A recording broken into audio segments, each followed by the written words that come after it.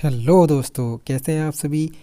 आज हम इस वीडियो में कवर करने वाले हैं अपने संवेग से रिलेटेड सारे जो हमारे संवेग जो होता है उससे रिलेटेड सारे क्वेश्चन हम जो हमारे आए हुए हैं उससे रिलेटेड क्वेश्चन हम एएलपी और एनटीपीसी के लिए जो आए हुए हैं अब तक उनको तैयार करने वाले हैं। उनमें देखने वाले हैं कि कैसे कैसे क्वेश्चन आए हैं अब तक। तो रेखीय संवेग बोलते हैं, नॉर्मल लैंग्वेज में संवेग भी बोल देते हैं, मोमेंटम। ठीक है, तो जो हमारा बल था थोड़ा सा पहले देख लेते हैं। बल जो था F बराबर m में था। हमने जो पिछली वीडियो में बल पढ़ा है, जो जो पढ़ के आए हैं वो ठीक है, जो नहीं पढ़ के आए वो जाके देख सकते हैं, पिछले प्लेलिस्ट में जाके बल का वीडियो देख सकते हैं। तो F बराबर m में अगर हम इस पे बात करें तो m द्रव्यमान की गुना त्वरण में करने से हमारा बल आ रहा था। द्रव्यमान की गुना त्वरण में करने से बल आ रहा था। तो वहाँ पे हमने बल से रिलेटेड सारी चीज़ें सीखी थी। यहाँ पे हम संवेग से रिलेटेड सारी चीज़ें सीखेंगे। तो संवेग होता है p बराबर m इंटू वी। जो वेग होता है, जिस वेग से कोई वस्तु चल रही है उसके द्रव्यमान में गुना कर दो तो हमारा संवेग आ जाता है। ठीक है, सीधा सीधा सा सूत्र है p बराबर एम बी। अगर हमारा f बराबर पूछे तो f बराबर m में। ये इसमें अंतर है, मैं ये इसीलिए आपको दोनों चीज़ बता रहा हूँ जिससे कन्फ्यूजन ना हो। ठीक है, तो पहला क्वेश्चन पढ़ते हैं कि 14 किलोग्राम द्रव्यमान और 28 मीटर प्रति सेकंड के वेग वाले पिंड का संवेग कितना होगा। तो संवेग मैंने बताया द्रव्यमान गुना वेग, तो 14 गुना 28, 14 गुना 28 से हमारा किलोग्राम मीटर प्रति सेकंड में आंसर आ जाएगा। 14 गुना 28 आप कर सकते हैं और गुना 28 करके 392 आपका आंसर आ जाएगा 14 गुना 28 से। ये देख सकते हैं आप। ठीक है, ऐसे ही द्रव्यमान और वेग के गुणनफल को क्या कहते हैं, अभी हमने देखा है। द्रव्यमान और वेग के गुणनफल को संवेग कहते हैं। अगर वो पूछता है द्रव्यमान और त्वरण के गुणनफल को क्या कहते हैं, तब उस कंडीशन में हमारा बल आंसर हो जाता है। ठीक है, तो इस कंडीशन में हमारा आंसर होगा संवेग। ठीक है, द्रव्यमान और वेग के गुणनफल को क्या कहते हैं। देखो कितनी बार क्वेश्चन पूछता है कि रिपीट करता है रेलवे, तो यहाँ पे हमारा संवेग हो जाएगा। अगला क्वेश्चन देखते हैं, द्रव्यमान और वेग के गुणनफल को फिर से संवेग हो जाएगा, यहाँ पे भी हमारा आंसर संवेग होगा। ठीक है, आगे चलते हैं। वस्तु का द्रव्यमान 85 किलोग्राम और वेग 60 किलोग्राम है, तो यहाँ पे क्या हो जाएगा, हमारा द्रव्यमान और वेग का गुणनफल 85 की गुना कर देंगे 60 में। ठीक है, ये किलोग्राम में है और ये मीटर प्रति सेकंड में है और इसी में ही हमें चाहिए। तो आंसर क्या आ जाएगा, 0 6 5 30 6 48 और 3 51। ठीक है, 5100 आपका आंसर आ जाएगा। 5100 किलोग्राम मीटर प्रति सेकंड में आंसर आएगा। ठीक है, m/2 द्रव्यमान है और 2v वेग है। संवेग क्या हो जाएगा, तो m/2 की गुना किस में हो जाएगी, 2v में हो जाएगी। तो क्या हो जाएगा, mv आपका संवेग हो जाएगा। ठीक है, mv होगा, mv इसका आंसर हो जाएगा।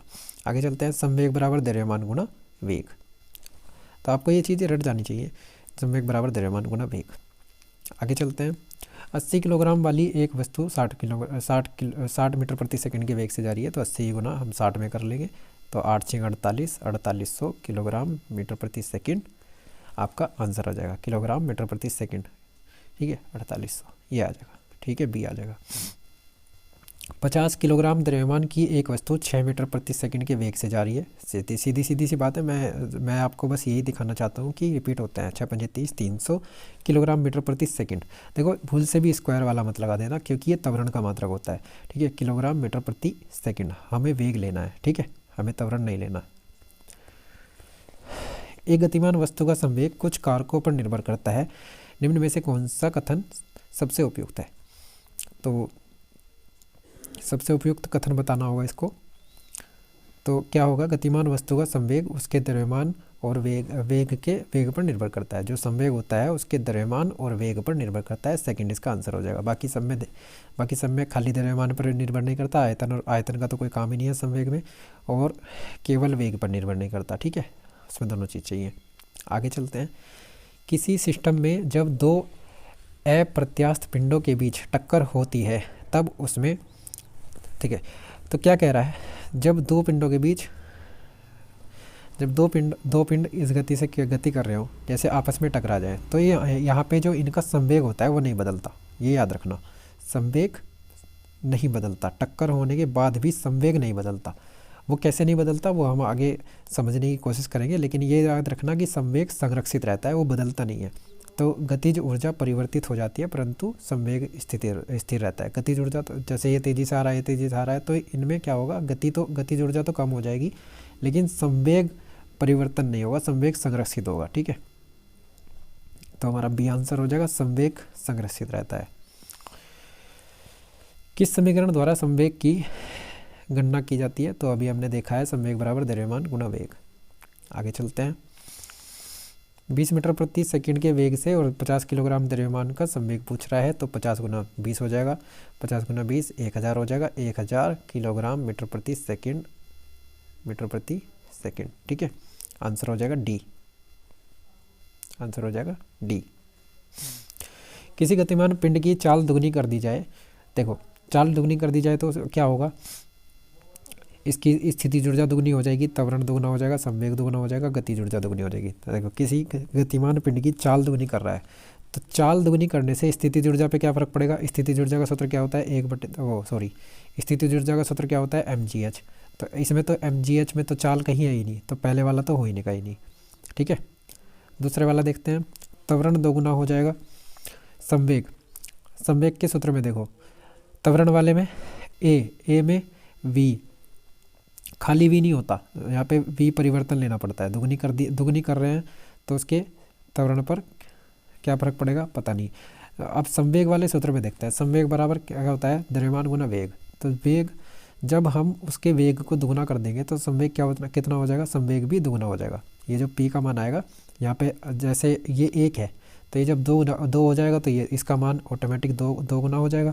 तो इससे हमें क्या पता लगता है कि संवेग उसका दुगना हो जाएगा। संवेग कितना होता है, अगर वेग में दोगुना करते हैं तो संवेग भी दुगना हो जाता है।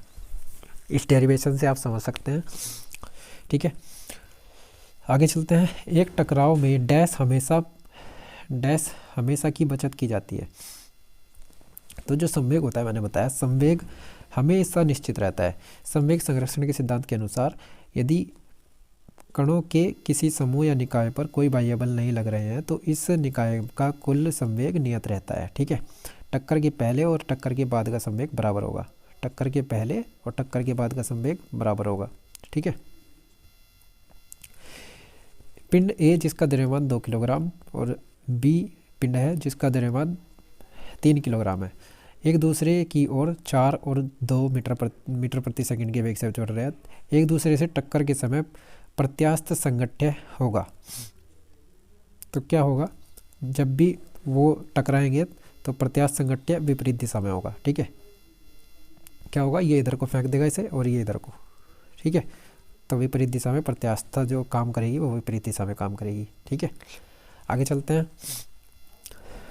किसी वस्तु का संवेग डैश पर निर्भर करता है, द्रव्यमान और वेग दोनों पर। सिंपल क्वेश्चन है। आगे चलते हैं। संवेग को किसके गुणनफल के रूप में व्यक्त किया जाता है? तो संवेग को द्रव्यमान गुना वेग के संबंध में गुना से डिनोट करते हैं। रेखीय संवेग डैश के बराबर होता है। रेखीय संवेग हमने बताया द्रव्यमान गुना वेग के। ठीक है, ये सारे क्वेश्चन आए हुए हैं, इसीलिए आप देख भी सकते हैं कि आए हुए क्वेश्चन है सारे। 200 ग्राम द्रव्यमान। अब जब भी द्रव्यमान ग्राम में दे रखा हो तो हमें किलोग्राम में बदलना होगा। तो किलोग्राम में ये कितना हो जाएगा, 0.2 किलोग्राम हो जाएगा। 0.2 किलोग्राम। और कितना है, ऊर्जा कितनी दे रही है, ऊर्जा दे रहा है 10। तो यहाँ पे हमें दिया है गतिज ऊर्जा। अब हमारा गतिज ऊर्जा क्या होता है, गतिज ऊर्जा बराबर क्या होता है, 1/2 mv स्क्वायर। तो इसमें क्या पूछा हमसे, गतिज ऊर्जा के साथ संवेग होगा, संवेग पूछ रहा है। पहले इसमें से वेग निकाल लीजिए, v का मान निकाल लीजिए। तो हमारी जो गतिज ऊर्जा है वो कितनी है, 10 है, 10 जूल की गतिज ऊर्जा है ना। तो 20 तो इधर हो जाएगा बराबर m है 0.2 गुना v का स्क्वायर। जब इस 0.2 से इस पॉइंट को हटाएंगे तो इधर 0 लग जाएगी और 2 से इसे काटेंगे तो 10 आ जाएगा, यानी कि 100 आ जाएगा। और v का स्क्वायर यानी v बराबर कितना आ गया, 10 आ गया। ये आपको आना चाहिए निकालना। v बराबर 10 आ गया है। अब हमें क्या निकालना है, संवेग निकालना है। संवेग में क्या होगा, द्रव्यमान गुना वेग। तो द्रव्यमान कितना है, 0.2 इंटू इसमें जो वेग आया है वो 10 आया है, तो 0.2 इंटू 10 तो कितना हो जाएगा, 2 आंसर आ जाएगा। 2 is the right answer kilogram metre प्रति सेकंड में। ठीक है। यदि संवेग p और वेग v दिया हो तो द्रव्यमान m ज्ञात करने के लिए प्रयुक्त सूत्र। संवेग p और वेग v दिया हो और m ऐसे होता है सूत्र, तो m बराबर कितना हो जाएगा, p/v हो जाएगा। जहाँ पे भी p/v होगा वही इसका आंसर हो जाएगा, तो p/v बी आंसर हो जाएगा। आगे चलते हैं। यदि वेग को दुगना कर दिया जाए तो किस पे फ़र्क पड़ेगा। हमने देखा था संवेग दुगना हो रहा था और गतिज ऊर्जा कितनी होगी, गतिज ऊर्जा में v² होता है, तो दुगना करने से 2v लिखने से 4v हो जाएगा। तो गतिज ऊर्जा में तो फ़र्क पड़ेगा 4 का और संवेग में पड़ेगा 2 का। संवेग दुगना गतिज ऊर्जा 4 गुना बढ़ जाएगी। ठीक है, आगे चलते हैं। वेग को यदि दुगना कर दिया जाए तो हमने देखा है संवेग दुगना होता है, गतिज ऊर्जा 4 गुना होती है। ठीक है, आप उसके फॉर्मूले में रखेंगे, एक बार मैं समझा देता हूँ। तो संवेग यानी कि द्रव्यमान गुना वेग, जहाँ पे वेग है उसको हम दुगना कर रहे हैं, तो संवेग अगर हम ये एक इसकी वैल्यू 1 है तो ये इसमें गुना होके m ही आ जाएगी। इसकी वैल्यू 2v है तो इसकी वैल्यू 2 कर देंगे तो 2m हो जाएगा, है ना। तो कितना गुना फ़र्क पड़ रहा है, 1 से 2 हो जा रही है। ऐसे ही गतिज ऊर्जा में हमारा क्या हो रहा है, 1/2 mv²। तो यहाँ पे v का मान जितने गुना करते जाएंगे उसका स्क्वायर होके गुना होता चला जाएगा, तो 4 गुना होता है गतिज ऊर्जा।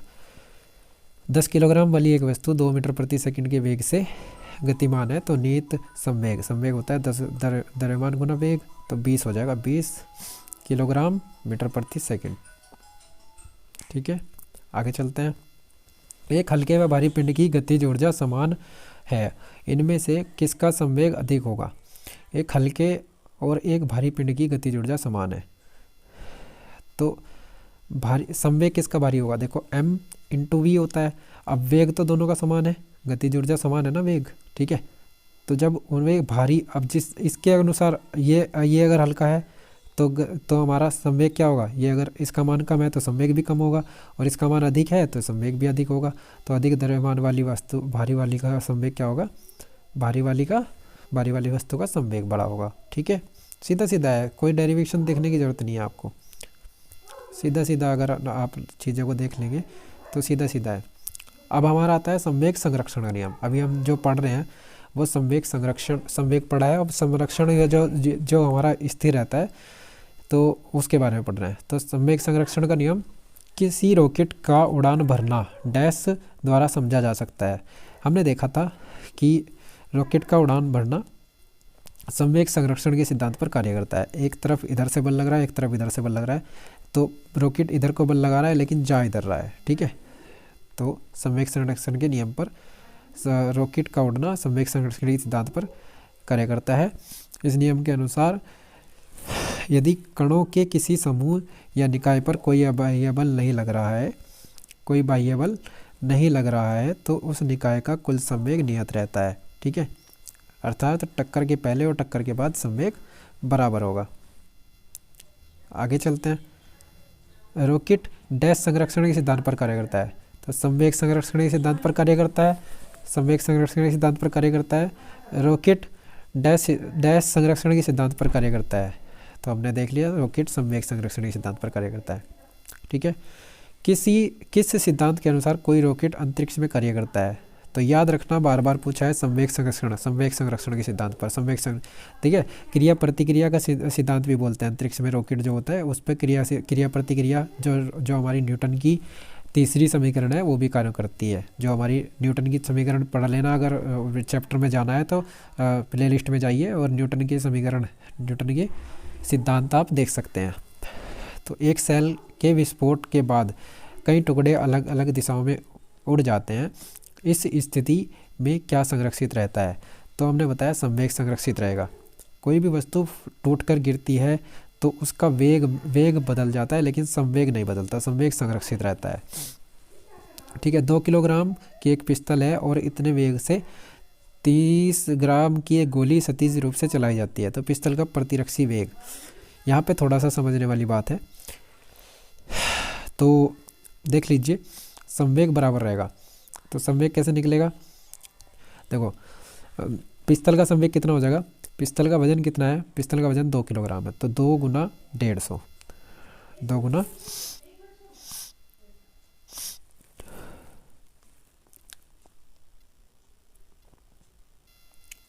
बराबर इसका वजन कितना है, गोली का वजन कितना है, गोली का वजन है ग्राम में 0.3, 0.3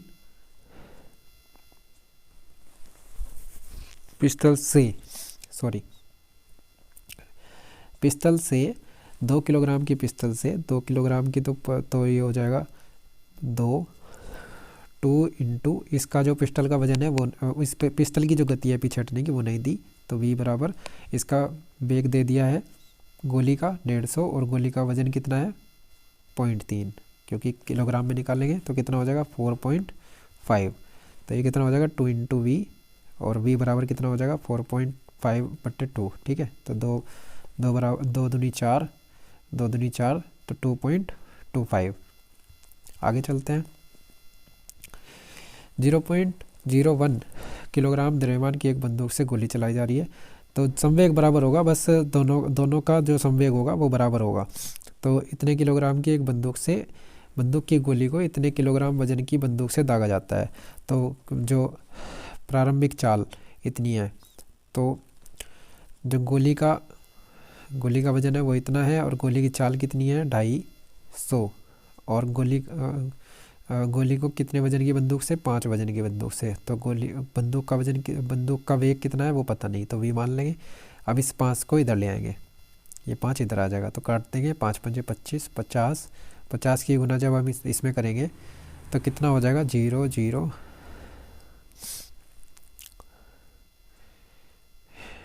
0 5 5 0, तो ये हो जाएगा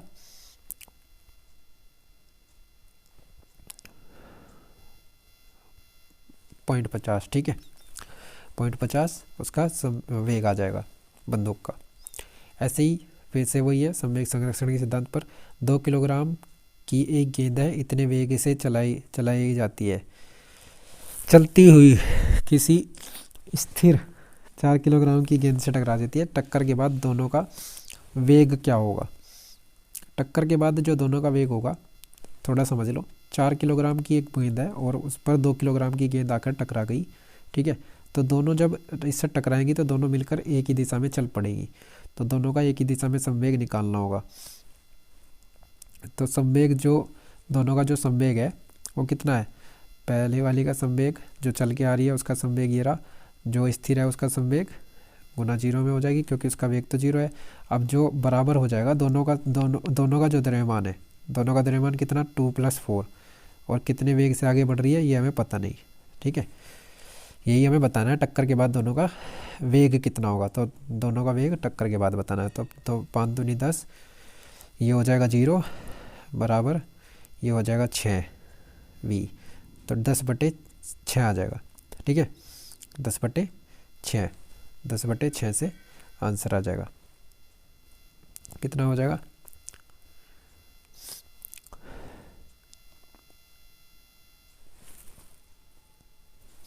v निकाला है, हाँ तो सही तो है 10/6।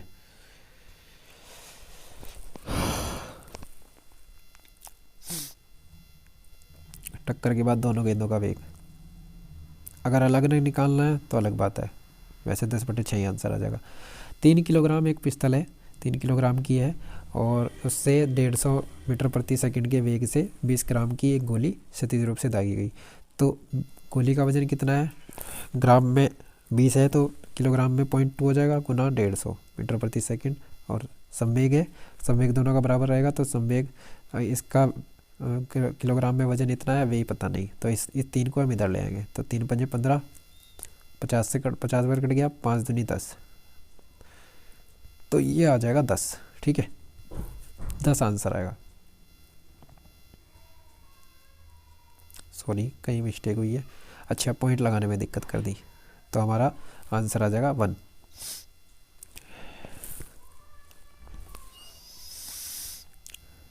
तीन से काटने में दिक्कत करी है, 5 बार काट दिया, वो गलत हो, थोड़ा कर लेना।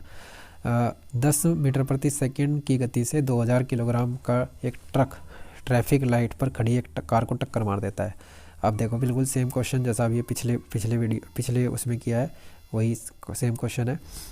तो पहले ट्रक का हम संवेग निकाल लेते हैं। ट्रक का संवेग कितना हो जाएगा, 10 गुना 2000। ठीक है, ये तो हो गया ट्रक का संवेग। अब इसमें जुड़ जाएगा किसका, कार का। कार खड़ी है तो टकराव के बाद दोनों का। कार का द्रव्यमान, सपोज करो कार का द्रव्यमान m है और जो उसका वेग है वो 0 या खड़ी है वो, तो ये दोनों प्लस हो जाएंगे। बराबर किसके रख सकते हैं, 2000 प्लस m। ठीक है, 2000 प्लस m, और कितने वेग से चल पड़े वो दोनों एक साथ चल पड़े 8 के वेग से। तो इस समीकरण से आप इसे हल कर सकते हैं। देख लीजिए यहाँ पे ये वाली समीकरण लिखी है मैंने, इसको आप हल कर सकते हैं। m इंटू ई 0 हो जाएगा। अब 8 की गुना इसमें करेंगे 2000 में, 16000 हो जाएगा, और 8 m2 हो जाएगा। तो इसे तीनों को आप हल करके आपसे ऐसे निकाल सकते हैं।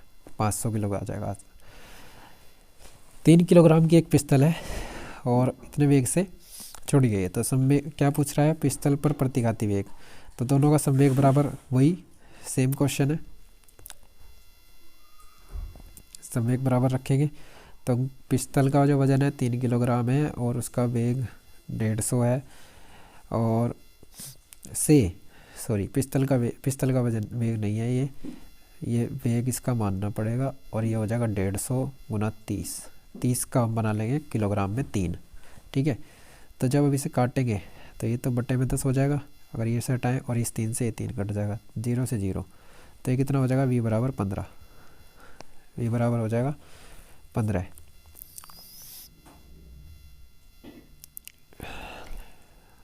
पॉइंट की दिक्कत आ रही है, 30 नहीं है 3 है, 3 नहीं है 30 है, मैंने 3 ले लिया इसलिए दिक्कत आ रही है। 12 किलोग्राम द्रव्यमान की एक गोली राइफल से दागा जाता है। गोली इसके बैरल से होकर जाने में 6 सेकंड का समय लेती है। इसे 3 मीटर प्रति सेकंड के वेग से छोड़ती है। तो राइफल द्वारा गोली पर आरोपित बल बताना है, इस बार हमें F बताना है। ठीक है, इसे यहाँ से समझ लेते हैं इसे। वो गोली का द्रव्यमान कितना है, गोली का द्रव्यमान 12 किलोग्राम है, और उसका अगर ग्राम है, ग्राम में निकालेंगे तो 0.12 हो जाएगा। गोली का अंतिम वेग कितना है, 300 है। गोली का अंतिम वेग 300 है।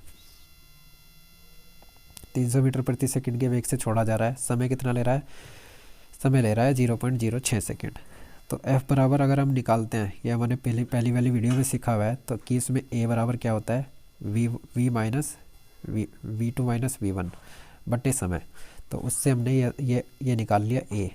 जब हम A निकाल लेंगे तो उसमें हम बल निकाल लेंगे आराम से। 300 माइनस 0, अंतिम वेग 0 होगा उसका, क्योंकि 300 के वेग से छोड़ी गई है, और समय से भाग दे देंगे और द्रव्यमान की उसमें गुना कर देंगे, तो हमारा न्यूटन में आंसर आ जाएगा। ठीक है, तो ये हमने चीज़ पहले वाली वीडियो में सीखी हुई है। बल वाले चैप्टर में आप जाके इसे सीख सकते हैं अगर बल वाला, क्योंकि हमने इसमें संवेग सीखा है तो ये बल को रिलेटेड है, बल वाली चीज़ें हैं। तो आपको वीडियो अच्छा लगा तो लाइक करें, सब्सक्राइब कर लें और शेयर भी करें।